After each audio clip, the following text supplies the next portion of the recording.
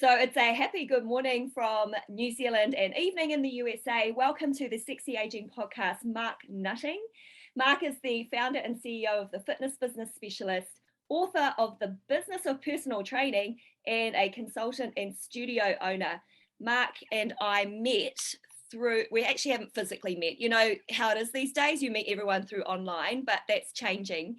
But because of our locations, Mark and I met through the MedFit Business Mastermind course, and Mark was my facilitator.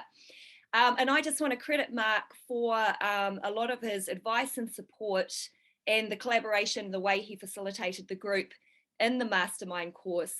Because since the course, I have gone on to tick a lot of the items that I said that I would do. So I get to say thank you here right now, Mark. Thank you for all your help. Oh, my pleasure. It was a lot of fun, actually. It's super fun, eh? And it's good to stay in touch with everyone. I feel like I've got a new family in the US. So it was really, really awesome.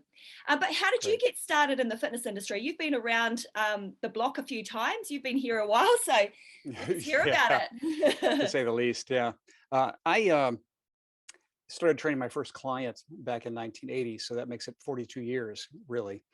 How did I get started in the industry? Well, I started college as a chemistry major and got disenchanted with the way the university ran their program and went for my second love, which was really exercise science.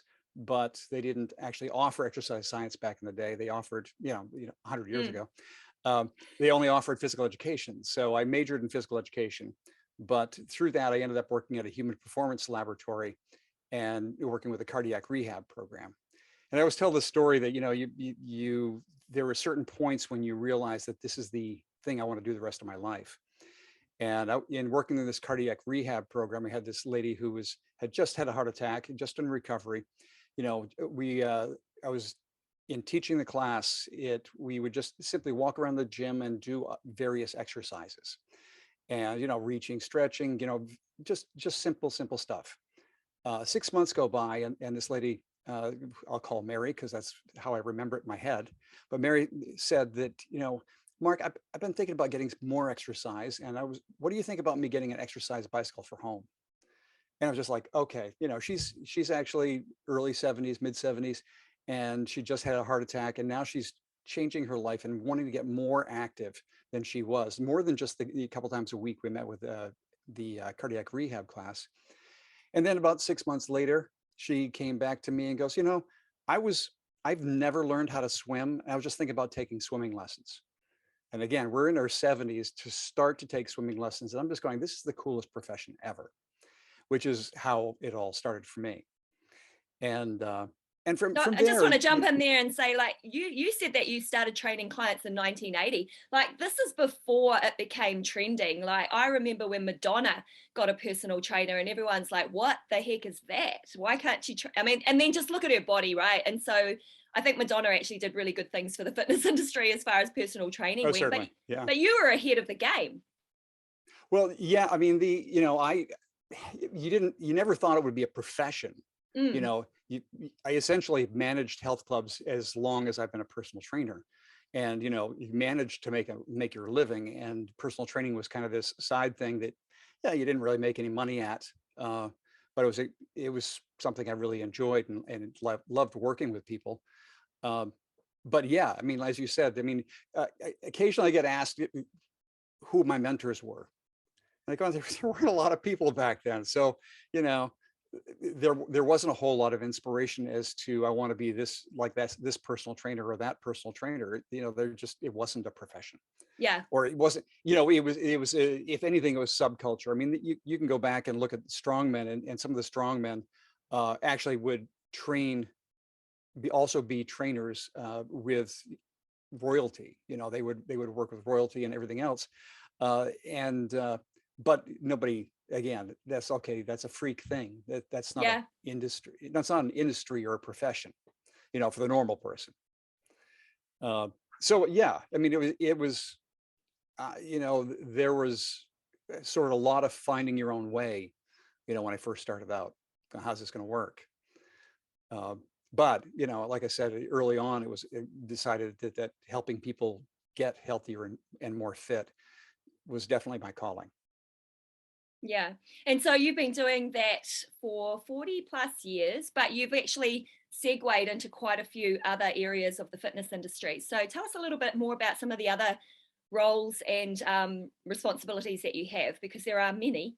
Well, yeah, I'm one of those guys where, if I'm not working in a bunch of different angles, I sort of lose my inspiration. I mean, I will always personal train people because I love that. But through the years too, and the management, uh, also enjoy training trainers and working with trainers and helping them do better in their profession. Um, the idea. Well, let me kick back. I used to lecture on. Well, at one point it was the curriculums coordinator for Town Sports International, which was the Yeah. third largest health club chain in the United States. Hmm. And so I created the in-house curriculum for the personal trainers in-house certification program. And I always enjoyed that education part. And well, you know, segue poorly is back when I was one of the only personal trainers, clubs that I worked for would need more personal trainers, and I would start, teaching people from scratch how to become a personal trainer. And through the years, that just continued up, and then again, I worked as this curriculums coordinator for TSI, and just loved the education part of that. As I was doing that, I realized too that I wanted to present at conferences. And what I wanted to do was fill in the gaps for trainers who were missing areas of education. I Hmm. would see trainers try to do sports conditioning drills and things, plyometrics, and just be really off the mark with how they're doing it. And so I wanted to make sure I researched those things and was able to teach them. So I got involved with the National Strength and Conditioning Association, who's was all about sports conditioning, and actually ended up working with them in a volunteer basis for almost 20 years. Um, as state director, regional director. Actually worked for. Uh, I actually ran for the board of directors 3 different times. Uh, but so involved in the industry in an organizational sense. But back to the lecturing, I got the information. So I was teaching periodization for personal trainers. I was teaching plyometrics for personal trainers, and through the years of trying to fill in the gaps, I realized in one of my jobs that the biggest thing that trainers didn't really understand was how to run their own business, Mm. how to get clients, how to sell themselves, all those things. I had one trainer that I inherited from a job I took. And he looked great on paper. He had masters in exercise science, a bachelor's in exercise science. He had major certifications, and he could not get a client. He was great if you handed him one, but he couldn't get one on his own. And I worked with him over and over, and ended up leaving the industry because he couldn't make it happen. With all that education and all that stuff going on, and that it had to be backed by desire, he ends up leaving it because he can't make a living. So I wanted to fill in that gap, which was the business end of things. And so for the past 15 years, I've really focused on the business of fitness, business in general, truthfully, because the concepts are the same no matter where you are. I mean, no matter what business you're in. Yeah. Um, and so, so really taking a deep dive into everything business, I could suck up the information and uh, and started presenting on business topics at conferences. And because of I was one of, I won't say, I certainly wasn't the first. There were a number of guys who got very popular doing business. I mean, Phil Kaplan was one of them, and a couple Hmm. others um, early on. But they weren't very widespread, and so I mean, there's certainly a market for more people presenting on business topics. So I really got into that, and through my presenting, um, I made connections with people at Human Kinetics, and they, a friend of mine through there, Roger Earl, approached me and said, we need somebody to write the business of personal training for us. And so I ended up, spending 3 years putting together this book, which came out in 2018. Um, and then, continuing business, working together, trying to create actually what the fitness business specialist program is um, it's still in the process, still in the works, but it is a fitness business certification program. So that, it's a way for people to gauge or be able to judge that they do know business enough to be able to go out on their own and understand it. Yeah. So, so businesses, and then running business mastermind groups and other things, business became my focus. But, at the same time, I'm still presenting on fitness topics, making your group fitness program, an elite program, uh, lecturing on motivational interviewing and other topics like that. So business is not the only thing I do. I'm still knee deep in everything else I can wrap my mind around. Brain Yeah. fitness is another great topic. Yeah, well, I was just saying, doing everything that you're doing is going to keep your brain really fired up, right? And it's Well, important. yeah, that's Yeah, certainly one reason too. Yeah. yeah, and just to keep learning and keep growing because things are changing and evolving. But I've got a question for you. So, obviously there are trends, right? There are trends in fitness, there are trends in fashion, there's trends in music. And I feel like I've come to a certain age where I'm sort of seeing things come back, especially fashion. But can you think of anything in fitness particularly where you think back, oh, we used to do that, oh, it's back again? Can you think of anything like that? Well, there were a lot of implements, old implements that came back. Kettlebells were something that they've been around forever. Medicine balls been around forever, and came back and were treated like, ooh, this is new and fancy. Yeah. And no, it's been there for a long time. Free weights in general. I started with free weights, and then there were the machines. Nautilus came out, and and this is how I played football in college, and American football, and the strength and conditioning you think is a big deal, but we didn't have a strength and conditioning coach back in my day. It was the football coaches kind of going with, here's what we know, and this is how we trained, and here's how you're going to train. But Nautilus came out, and our strength and conditioning program was, our winter workouts included the Nautilus circuit, which is, completely not in anybody's book these days as far as Yeah. strength and conditioning goes. So it was weird that became bigger and bigger, and it continued to. And even with me, the machines got fancier and cool, and I envisioned my perfect gym as being, just like tons of machines. And now what I have is a boutique fitness studio that has, one cable machine and free weights for the most part, and open space. Yeah. Yeah, no, that's what I've noticed with the trends as well. It did the free weights to the machines and rooms full of machinery, and then kind of like, no, now all you need is this to get the job Right. done. So yeah, very Yeah. cool. One of the questions I was going to ask you is, like obviously you've come from a fitness background, a football background. How do you train yourself today? Like, what changes have you made today, or if any? I'm just making an assumption, bad assumption. What changes have you made or adapted to help you stay fit and healthy today? Well, it's funny because I had always been a strength and power athlete, from the days in college, but always loved that. When I was squatting over 500 pounds, you kind of go, oh, yeah, this is, yeah, what you should be doing. Guys do this. Um, and I did that for years and years. I'd get bored and change focus, and put weight on, take weight off. Um, I didn't have a sport or anything I was training for, so you kind of went with the flow of going. Now I want to do this. Uh, but I think it was about 12, 15 years ago, I started teaching. My wife was a fitness professional as well, and actually we worked together at this one club where she was the group fitness director, and I was the fitness director.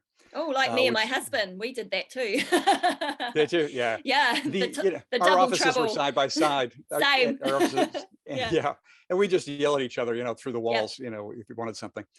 We ended up,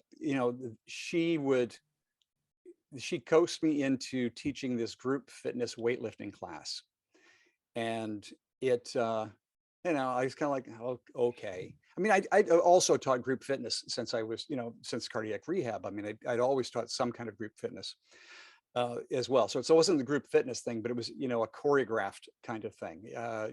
If you're familiar with Les Mills, Okay, Mark. I worked for Les Mills for 27 years. Oh, was it Les Mills you worked for? Yeah. So you're talking about Body Pump?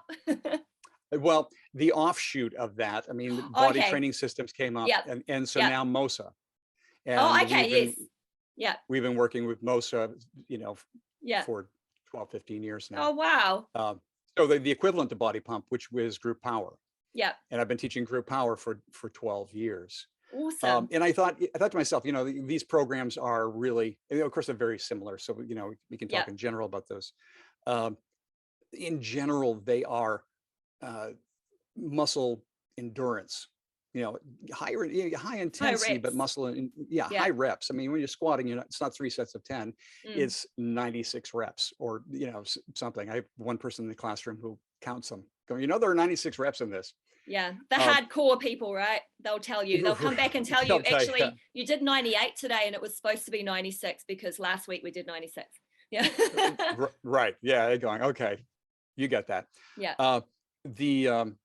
But when I started teaching this, I thought to myself, yeah, okay, well, I'll do this and then I'll get my real workout in, the strength and power workout in on my off days. Well, it didn't take long for me to realize that you could take a higher rep scenario and really work that to its maximum. And was it necessary to then go get a strength and power routine?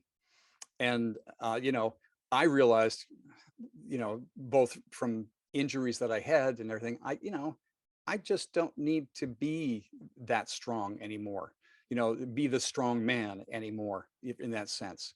How much strength do you need at a certain point? So, I ended up just teaching that. And frankly, that's all I still do. I mean, I teach 4 group power classes a week, and that's my strength training. And as it happens, and I don't know what Les Mills is like these days, but for group power, it's become very functional too. So multi-directional, all kinds of different movements. There's everything from jumping to, all kinds of variations. So it really is a nice program, and that's my workouts these days.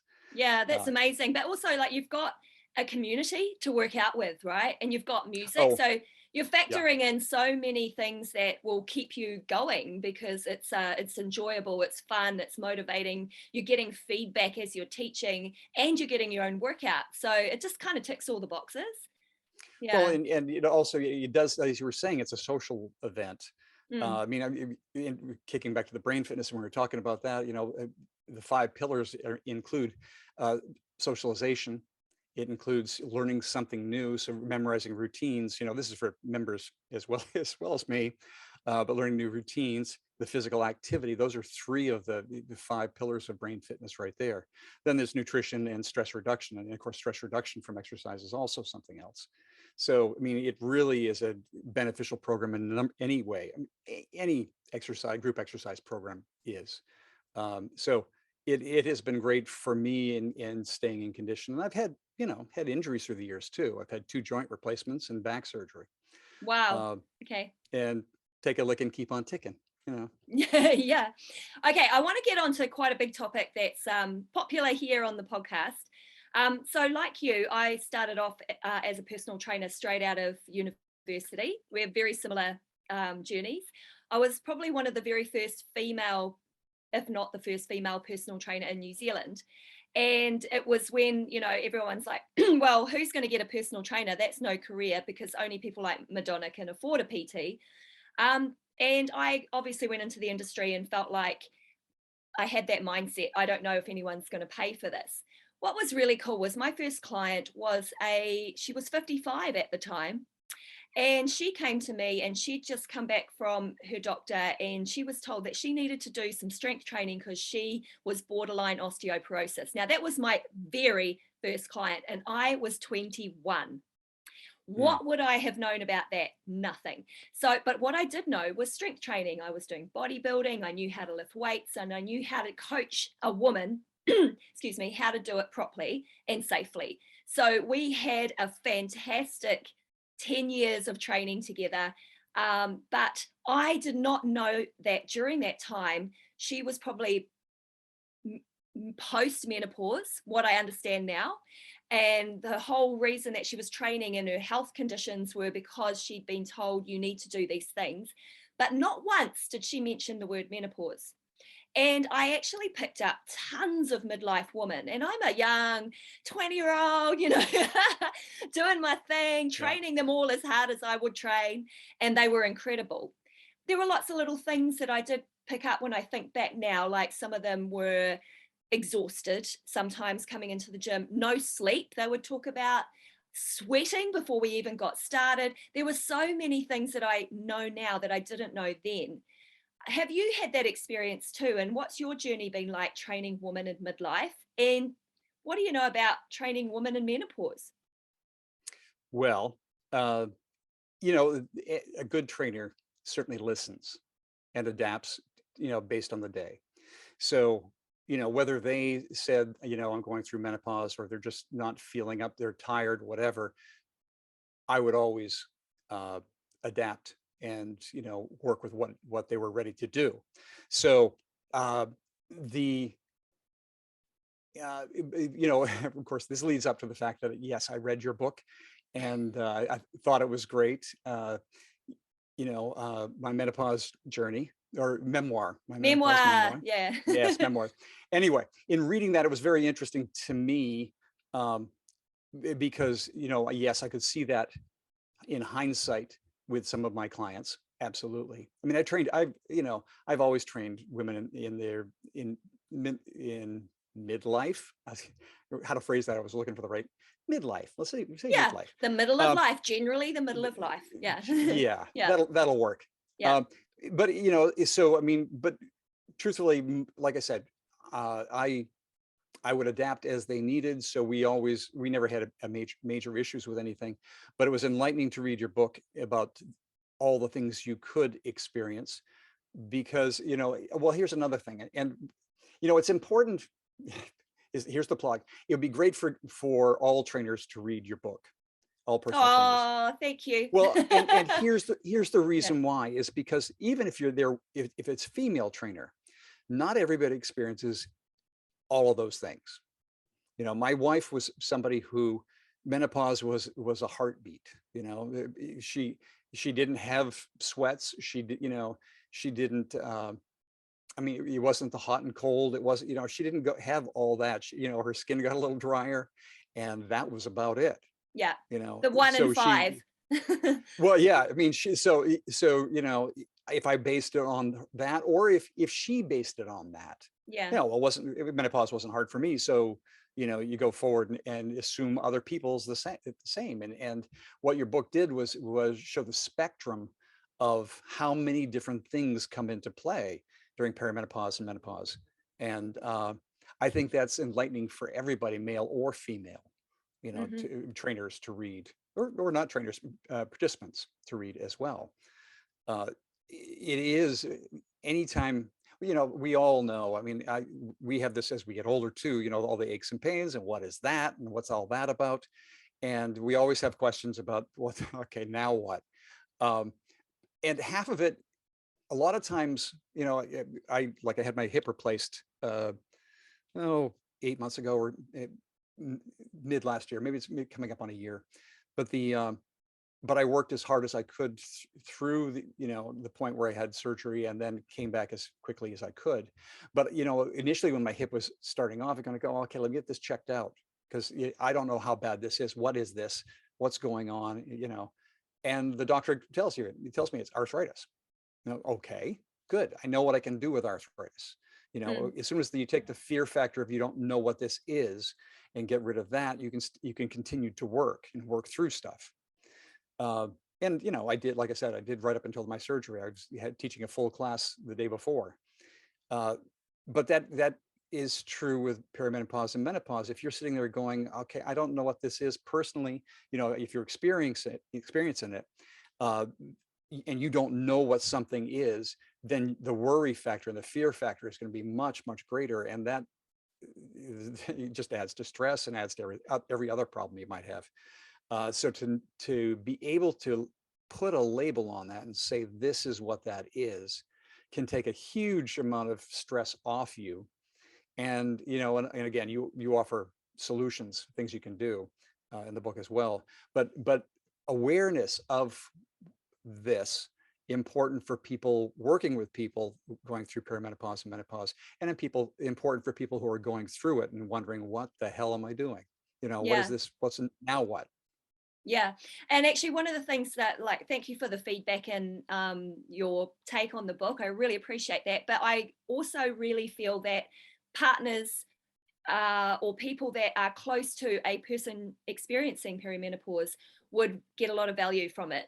And that's a lot of feedback that I've had. It's just, I don't know what's happening to my significant other. It's crazy up here in the Oh, sure. house. Yeah. And now they probably read a couple of chapters and go, okay, I have so much more empathy. And, when you had that rage or when you forgot your children's names, let's talk about that now, and that's Right. probably, yeah, I think putting the message out there, being open, vulnerable, and sharing was, I just wanted to help people with understanding. But of course, being deeply passionate about the fitness industry and watching these women now who possibly don't even know that they are going through perimenopause, training the same way that they trained maybe 5 years ago. And they've been continuing to do that. And a lot of it is about the fact that it makes them feel good, right? They love a good HIIT workout, love to see their heart rate soar. And there's nothing wrong with HIIT. I endorse it, every now and again. And once a week in your training program is great. But just the confusion as they walk away, or the little side comments like, I don't understand why I've put on 5 kilos in the last 3 months. Like, I hear that all the time. What's Sure. your experience with that? About the weight gain, Yeah. or just Yeah. uh, What are you hearing? Like, you're still working inside a facility as well, so you spend a bit of time in the gym. Do you see a similar thing to me? Do you see women of this vintage, and do you hear that kind of comment? vintage. Uh, yeah. I mean, you'll hear that all the time. I mean, I was X until I started menopause, and now I'm this, and how do I handle this, and um, I'm still working as hard as I was before, or and I'm starving myself I eat and air. trying to Yeah. right, and I'm getting fat on air. Yeah. Uh, so I mean, yeah, you have to have those discussions with them, and um, and it sometimes it's hard for them to hear and it's hard for them to take, and listen to that things will need to change. How you do things needs to Yeah. change. Um, but and at the same time, you want to continue to promote everything the healthy eating, the healthy the rest, the workouts themselves, and to activity in general, being as physically active as you can, but also giving yourself a chance to take a break, and well, that's what's interesting is that the industry is now pushing it into recovery more, Yeah. which is good to make more people aware of how important recovery is, and for different reasons. Yeah. Um, whether you had a super hard workout or your body's just not playing along with you today. Yeah. Maybe it's time for more recovery. Yeah, thanks for bringing that up, Mark, because I've actually released an online course and I do a section that I did discusses see that. the Congrats. importance of, thank you, the importance of recovery rest. Like, it's a whole section, and it's scientifically based around why it's important for your menopause symptoms to completely recover from training, because Right. I feel like women kind of get up in their head that if I'm not getting results, I should probably go harder, right? I don't think it's just women, but I Yeah, think that's societal's take on it. Obviously you're not eating right and you're not working out hard enough. yeah, yeah. Work if you're not losing the weight, work out harder. Eat less. Yeah, it's devastating actually, those messages, because this is Yeah. a incredibly enlightening, amazing period of life that has a few challenges, but you come out the other end, and like you said, the foundations, to continue to train, continue to move, eat healthy and well, rest and recovery, decrease your stress, and find the things that blow your hair back, that make you laugh, that the people that make you feel good about yourself, and just keep going. I mean, it's anything up to 10 years. So, you might as well go, okay, let me just put aside that six pack. just just put Right. that on the shelf, because my overall health, I want to live to 100. And that's always been my message. I want to live to look back on this incredible life and enjoy it as much as possible, to be moving, to be experiencing the world at 90, So I think Right. all of these things that we want to do, and this 10-year blip of menopause, if it's that long for a lot of people, then just we're going to get through it with some really good health foundations. Um, so that's sort of my message to women, is like, let's just put the number on the scales and the six pack and all that kind of thinking. You got to get out of that, because this is not going to be the life for you right now. Right. There's a whole lot Right. more, to it. But you Yeah. know what's interesting too is that I think that COVID taught us, or COVID pushed us more into an awareness of the importance of health as a society, I think. Mm, And people's desire is not as much the six pack anyway these days. As we're getting, aging. As yeah. we age, people are much more likely to say, I want to be able to do this until I'm 90 or 100, rather than I need to look like this. So it's much more functional and practical, you know, eh, getting out there and doing something, getting better to be able to do something, Yeah. or be healthy in general, because we've seen a lot of people pass away because of health issues, and anything we can do to lessen that chance, it becomes more and more important as it kind of stares us down in the face. Yeah. So we've spoken about training women in midlife. And so, what are your top tips? Like, here's one for the boys. What are your top tips for training sort of 50 plus? Like, what things should you be taking into consideration as a male with your fitness training, your wellness? What are your top tips, Mark? Well, I've taught trainers, how to teach older adults, and the first thing I always say is that the biggest difference between training, somebody who's, I'm going to leave menopause out of this for a bit, but just say that the biggest difference is that we've had more time to screw things up. We've had Yeah. we've had more time to do. We've done more drugs. We've done more, damage to our bodies. We've had plenty of time to do this. We've had plenty of time to be lazy and not moving and develop diseases and conditions and everything else. So we are fully capable of progressing and doing well, but we have to really look at where we are, uh, and that's the biggest, hardest thing, is to take a look at where you are right now and start from there versus where I remember I used to be, Mm, which is, if they were ever an athlete or ever worked out before, you'll always hear, but I used to do.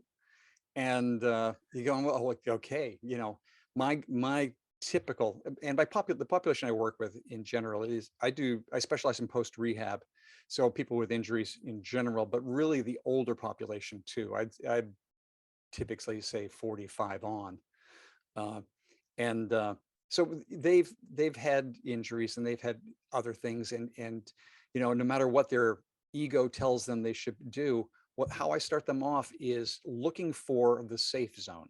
And I tell them this, this is not going to be your best workout. We're going to go through some movements. I want to see how you move, and and then I want to see how you feel the next day. Yeah. And if all's good, then we found the safe zone. From this point, we can progress and move on from here. But I don't want to jump in at any high level. I used to do this, jump in where you think you might be able to do, and you'll find yourself crippled the next day, unable, too sore to move. So to get them to get any, male or female, if they haven't done anything recently, to get them to back off the I used to do's, and let's just look at where you are today. Yeah. The biggest tip is be real with yourself, and where are you physically today, Yeah. and start from there. And the other thing is that it is like you were talking about the 10-year span there. This is all a journey, and where we're going is longevity and functional abilities. There's no sense living long if you don't live well. I don't want to spend the last 10 years in a wheelchair, that Yeah. kind of thing. So this is a journey. I turned 65 this year, and it gives me 40 more years anyway. So I want those to be a good 40 years. Yeah. Uh, No, I can appreciate so that. Mm. so starting is the biggest tip is that, and then progress slow and smooth. You can, don't jump weights when you raise a weight. Go about the next smallest increment you can, and just continuous, constant progression. And then listen to your bodies is the other thing. Is you having a day where you just don't have it, you don't feel as good, you know what, back off. Again, in the journey, it's no big deal. It's, in the scheme of things. So listen to your body. I mean, back when I was young, I mean, again, strengthening, powerlifting, you'd push through stuff. Oh, I think I tweaked something there. Okay, I get 10 more sets. Yeah. Uh, and now you kind of go, you know what? I'll back off for a day or two, and that's how we, then it only takes a day or two to recover from injuries, as opposed to pushing through, and now you have a month, 2 months, or surgery lined up, because you weren't listening to your body. Yeah. So listen to your body is the other tip. Hey, Mark, thank you so much. Great to finish this episode on those top tips for training through midlife. I really appreciate that. And it's always really good to reconnect. And I'm hoping that the next time I see you, it's in person. That'd be great, Tracy. I'd love that. Thanks, Mark.